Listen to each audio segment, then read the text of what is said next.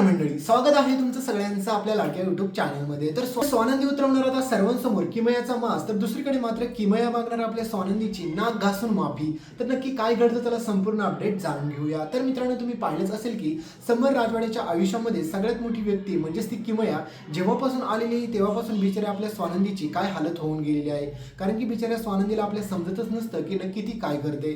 कारण की स्वानंदी आता तुम्ही पाहिलंच की तिचं ना कोणत्या कामामध्ये नीट लक्ष लागत असतं ना तिला नीट कोणतं काम करता येत असतं। कारण की तिच्या मनामध्ये सतत काही ना काही विचारच येत असतो की ती जे काही करते ना ते पूर्ण चुकीचंच आहे। कारण की जेव्हापासून ती किमया समर राजवाड्यांच्या आयुष्यामध्ये आलेली असते ना तेव्हापासून स्वानंदीला इनसिक्युअर फील होत असतं। पण साहजिकच आहे मित्रांनो, आता जेव्हापासून कोणी जरी असेल तरी मात्र समरच्या आयुष्यामध्ये कोणती दुसरी व्यक्ती आल्याच्या नंतर स्वानंदीला त्रास होणं हे साहजिकच असतं। पण तुम्ही एक गोष्ट नोटीस केली का, बिचारी स्वानंदी सगळ्या काही गोष्टी तरी पण कंट्रोल करून ऐकून घेत असते। पण ह्या सगळ्या गोष्टींचा फायदा घ्यायचा ठरवते ती माजोडी मल्लिका। कारण की मल्लिकाने पूर्णपणे ठरवलेलंच असतं की काही जरी झालं तरी मात्र स्वानंदी आणि समरचा संसार ती मोडूनच राहणार। तर दुसरीकडे मात्र बिचाऱ्या रोहनने पूर्णपणे तयारी केलेली असते प्रेझेंटेशनची। कारण की तुम्हाला माहितीच आहे की समरने त्याला एवढी मोठी संधी दिलेली असते ना, त्या संधीचं त्याने सोनं करायचं फायनली ठरवलेलंच असतं। त्याच्यामुळे बिचारा आपला रोहन ठरवतो की काही जरी झालं ना तरी मात्र मी त्या संधीचं सोनंच करणार। तर दुसरीकडे मात्र मल्लिका विचार करत असते की काही जरी झालं तरी रोहनला ती डील अजिबात देखील भेटून द्यायचं नाही। कारण की रोहनला जर ती डील भेटलं तर ती आधी कधी देखील मात्र मल्लिकाकडे परत येऊ शकत नाही। तर मित्रांनो, तुम्ही पुढे पाहचाल की समर राजवाड्यांची आता खूप इम्पॉर्टंट मीटिंग असते, त्यासाठी समर राजवाड्यांना काही कपडे घालायचे असतात ते विचारून देखील आपल्या स्वानंदीला घालत असतात। पण ह्या किमयाला एवढी घाण सवय लागली की ती समरच्या प्रत्येक कामाच्या मध्ये करत असते आणि तिला वाटत असतं की समरचं जास्त प्रेम माझ्यावरती आहे का त्याच्या बायकोवरती आहे। तर आता स्वानंदीचं पूर्णपणे पेशन्स संपलेले असतात। तर स्वानंदी ठरवते की आता काही जरी झालं तरी मात्र ह्या किमयाला मी सोडणार नाही, आता मी पण बदला घेऊनच राहणार। कारण की ही किमया आपल्या समरकडून सगळी काही कामं करून घेत असते, म्हणजेच त्याला फिरायला घेऊन जात असते, त्यासाठी जेवणासाठी टाइम स्पेंड करण्यासाठी सगळ्या गोष्टी करत असते। आणि आपल्या स्वानंदीला आता ह्या सगळ्या गोष्टी सहन होत नसतात। त्याच्यामुळे स्वानंदी ठरवते की काही जरी झालं तरी मला ह्या किमयाचा काही ना काही सोक्षमोक्ष लावलाच पाहिजे।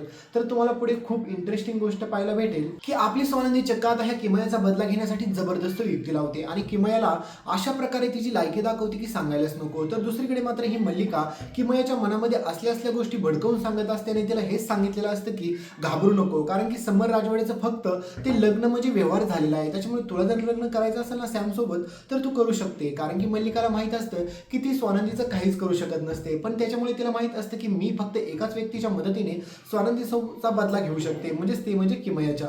तर आपली स्वानंदी पण आता हिला उरूनच पुरणार आहे। कारण की आपली स्वानंदी समर राजवाडे जिथे जिथे जातात तिथे तिथे आपली स्वानंदी जाते आणि समर राजवाड्यांना जे काही कपड्यांचं सिलेक्शन करायचं होतं ते पण समर राजवाडे स्वानंदीच्या पसंतीचे कपडे सिलेक्ट केल्याच्या नंतर देखील त्या किमयाच्या पसंतीचे घालतात आणि त्याच्यामुळे मात्र स्वानंदीला प्रचंड राग येतो। तर पुढे फायनली आता स्वानंदी आपल्या समर राजवाड्यांना एक प्रश्न करते की तुम्हाला तुमची मैत्रीण जवळची आहे का मी जवळची आहे। कारण की मी तुमच्यासोबत लग्न करून रीते राहायला आली, पण आजपर्यंत तुम्ही मला कधी देखील कुठे फिरायला घेऊन गेले नाही ना कुठे पाणीपुरी खायला घेऊन गेले, तुम्ही तुमच्या मैत्रिणीसोबत बरं जाता। तर हे सगळं ऐकल्याच्या नंतर समरच्या लक्षात येतं की आपण काय काय चुका केल्या। त्याच्यामुळे समर हा स्वानंदी मॅडमची माफी मागतो आणि म्हणतो की स्वानंदी मॅडम मला माफ करा, पण ती माझी मैत्रीण आहे ना, त्याच्यामुळे तिच्यासाठी हे सगळं तर करावंच लागतं ना मला।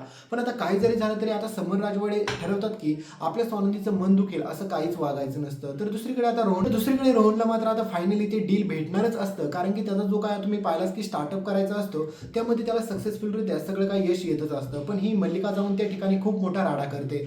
तर दुसरीकडे मित्रांनो, कहाणीमध्ये प्लॉट ट्विस्ट असा येतो की किमया आणि स्वानंदीमध्ये आता जोरदार पुढे भांडण होतं। कारण की तुम्ही पाहिलंच असेल की आपली स्वानंदी मॅडम ज्या प्रकारे नाराज होतात, चिडतात, हे सगळं पाहून यार खरंच खूप भारी वाटतंय।